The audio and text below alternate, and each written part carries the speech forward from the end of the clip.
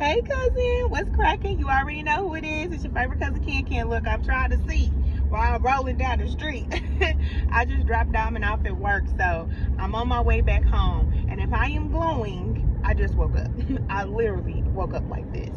But I was just dropping off Diamond at work, and I seen that, somebody left in the comments that, y'all know I posted that video about one of our cousins that just bought her first home.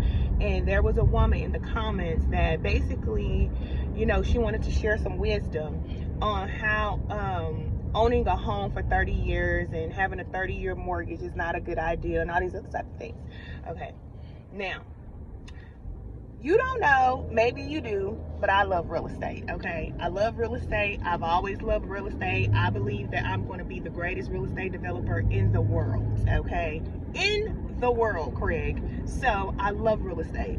And I used to work with about maybe 200 to 300 investors when I lived in Kansas City, finding them investment properties, breaking down deals. I love it. I just love it, okay? I love making things beautiful. I've always been like that. But outside of the investment side of real estate, owning in real estate, if you are out there and you are paying rent right now, know that if you do not pay your rent when it's due, you can be put out of your home.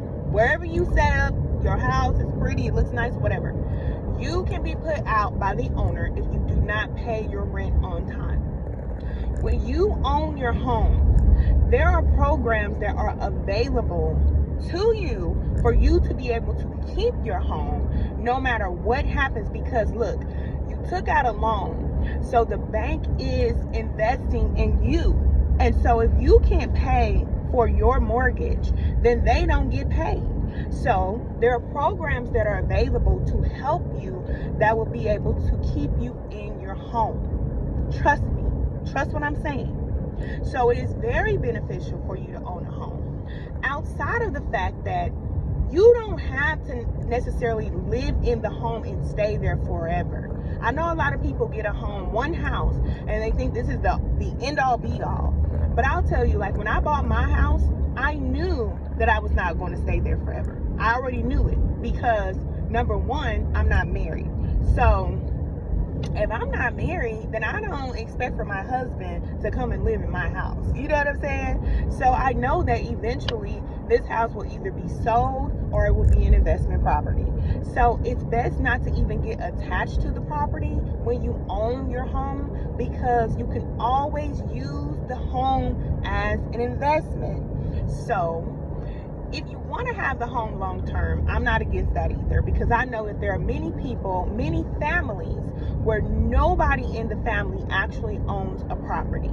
So if you don't get the house for any other reason than to make sure that your family has a family house, which means that your children never have to worry about a place to stay, all right?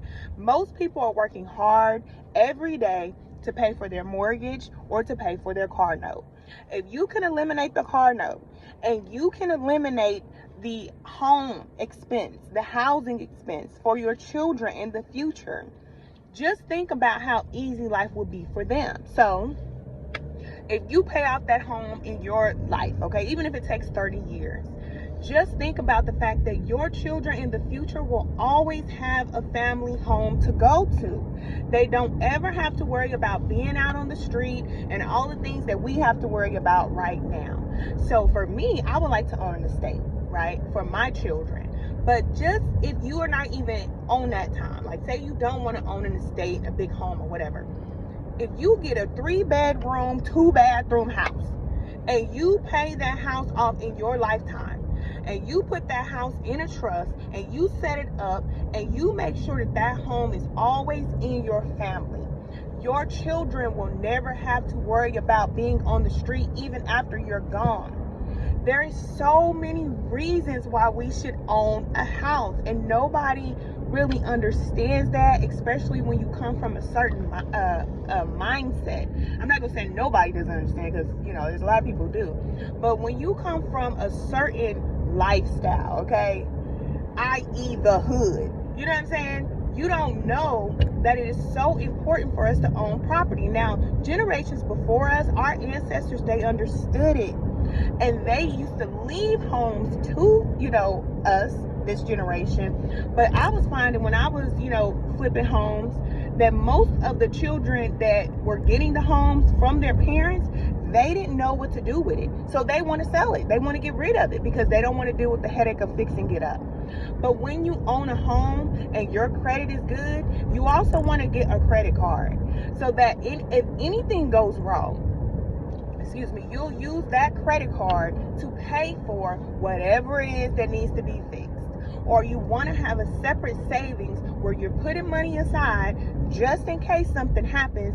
You'll always be able to go to your savings and take care of it. You know what I mean? There's so many reasons why we got to start owning property.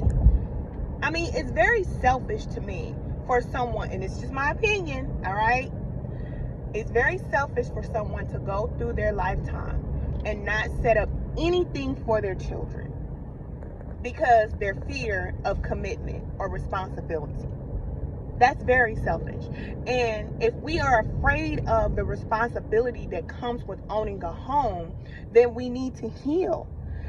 Stay in your rented house, stay where you are, but work on yourself and heal yourself so that you will no longer have that fear of, taking risks and doing things that are not only just good for you, but good for people that are connected to you.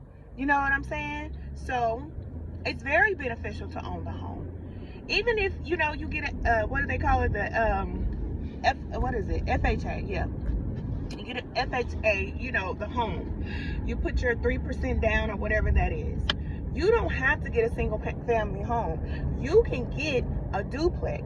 You could get up to 4 units and you can live in one and rent out the other ones. There's so many ways to do this. Like, even if you get a single family home, if you don't want to stay there for 30 years, you don't have to. Stay there a few years and rent it out. Go somewhere else. Let somebody else pay the rent. And then you have an investment property. Just like that. It's just, I wish that we understood this. I wish that we did. Because we're working every day. Most people work every single day really hard, especially women. We work really hard. But if we're not working to solidify something and to make a difference in our children's life, in their children's life, then we will go unnoticed, just like many of us who have ancestors who come before us and we don't know who they are because they didn't do anything impactful. But if you do something in your life that is impactful for generations to come, your children, your grandchildren, your great-great-grandchildren will remember you. If you have any ancestor in your family that owned anything, I don't care if they owned a candy store, a laundromat, or, whatever it is, that makes you proud. You feel proud to know that your grandfather or your great-grandfather or grandmother did something, and it gives you the motivation to do it too. So in your life, you can work as much as you want to work, but make sure you're working for something. And if you are living in a home right now, just know that if you don't go to work, and we know that having a job nowadays, we already learned that that is not stability. Because if something happens and you don't have the money to go, or you don't have the means to go to work, the job is canceled, right?